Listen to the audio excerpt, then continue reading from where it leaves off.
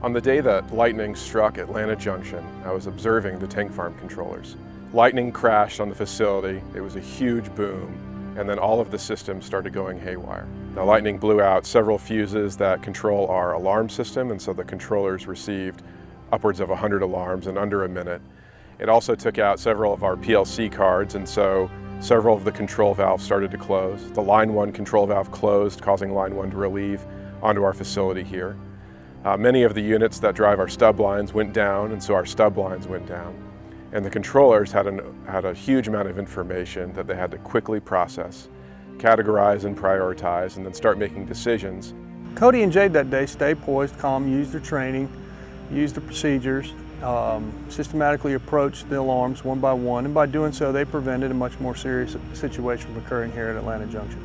The operators made several decisions that kept the pipeline operating safely. They made the decision to go out and to manually inspect all of the valves on the facility to ensure that they were in the correct position. They kept their lines of communication open with the controllers in Alpharetta to ensure that what we were observing here on the tank farm was the same as what they were observing in Alpharetta. The number one thing that the team's actions prevented is a spill on the facility, and as a result, we kept all of the product off of the ground and in the pipe and in the tanks where it belonged.